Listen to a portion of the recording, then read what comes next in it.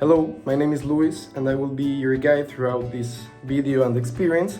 I'm from Mexico City and living in France, in Paris, has taught me that every culture has its own way of doing things.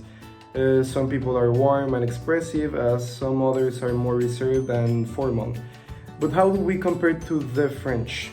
That's the question. In this video, we are diving into some fascinating and sometimes hilarious differences in how people around the world greet each other, take the subway, handle social situations, and go about in their daily lives. You might recognize yourselves in some of these moments, or maybe discover a whole new way of looking at everyday interactions. So let's go to the video.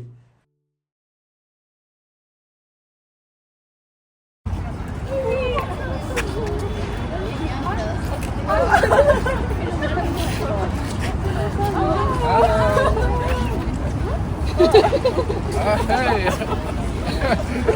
Hi!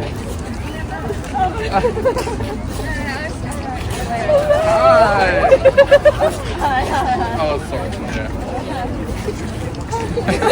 Awkward, guys.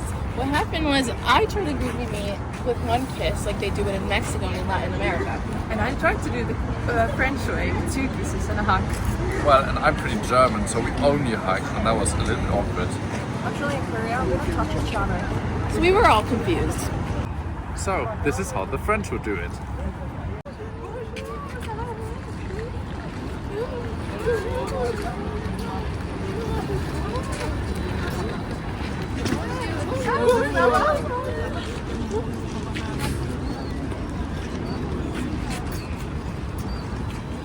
Yep, those situations can be pretty uncomfortable, but there are other situations that can also be weird.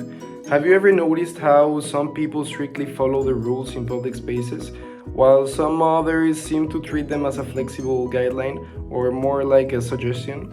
Nowhere is this more obvious than in the subway. This raises an interesting question. Are subway rules universal, or do they depend on cultural context? This debate ties into 2 key ways of thinking.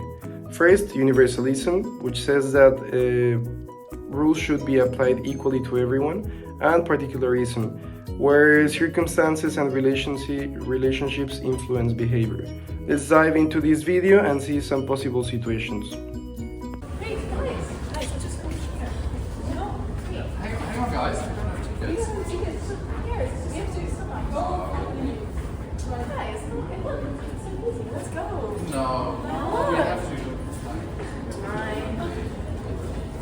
We were all trying to take the metro and we found a little shortcut. However, not everyone wanted to use it, right? Yeah, because it was against the rules, against the law. And we didn't have any tickets. I mean, it doesn't really matter if a few of us break the rules. It's just the metro, right? Well, at least in countries where particularism is more common, like in Latin America, people wouldn't take these kind of laws super seriously. And we don't believe that it would really matter, you know? And in universalistic countries like Germany and Finland, we wouldn't break the rules because the rules apply for everyone. Exactly. However, in France, it would be common to see this. And go.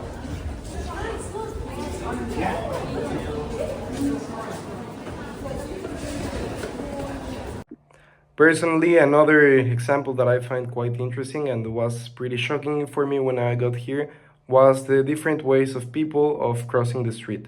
So let's check some examples. Warning.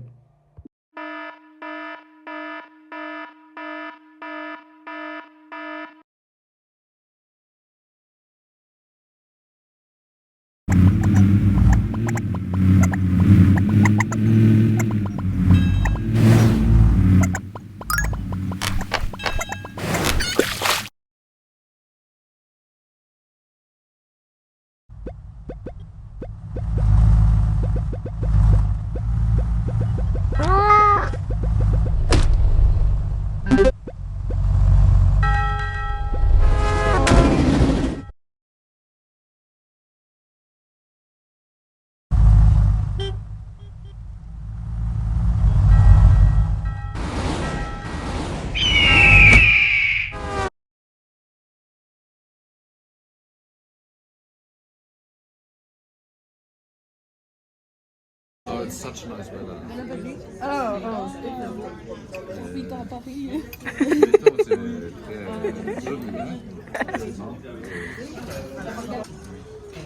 Should we have another bottle of wine for everyone? Well, guys, I think we've already set it for 1 hour, so we should maybe get There's going. no hurry back. We can take an... There's so much work I still have to do. Yeah, I mean, you can stay seated here, but we have to go. Like, hey, you pay for us. Bye. And this is how the French people would have lunch. Okay.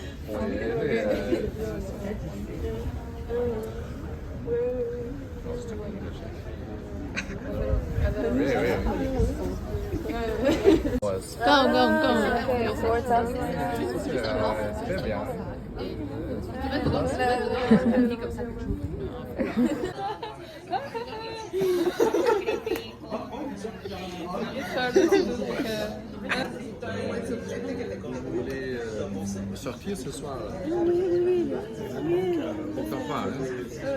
Et ça c'est trop drôle. Oui, oui.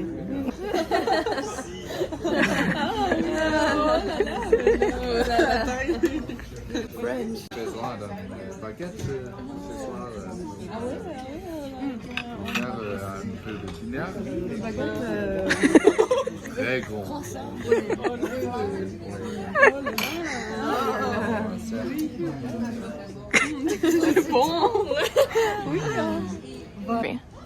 La santé, c'est magnifique.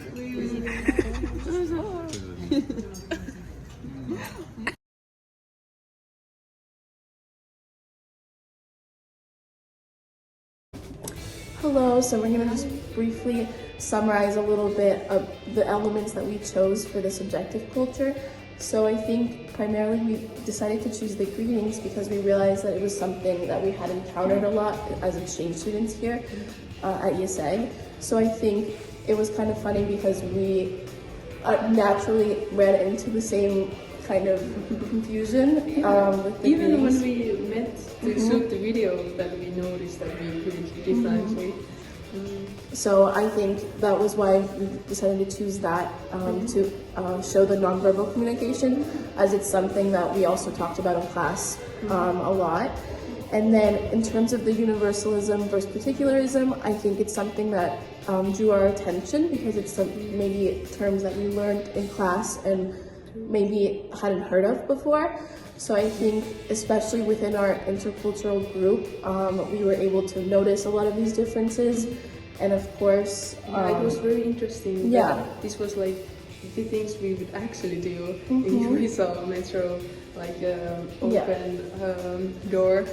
And of course, you know, these were mostly based on generalizations or maybe on our own experiences and not maybe on the whole culture. But I think we noticed that maybe cultures that were more universalist would be more likely to kind of follow the sort of things that we showed and vice versa. And also like our opinions match with these like cultural stereotypes. Yeah. in a way. And then lastly, what we tried to show was the femininity versus masculinity. And one of the examples that we chose was in the cafe or in a restaurant for the work meeting of some sorts, because we noticed a lot of differences in the work-life balance and kind of, Like French is the more in the feminine side, and they like, value life and work-life balance, and they like eating out is such a huge part of their culture than in some other cultures. Right. So I think, these were just mostly elements that resonated with us and that we saw we could talk about perhaps in real life scenarios that we had encountered. Yeah. Thank you.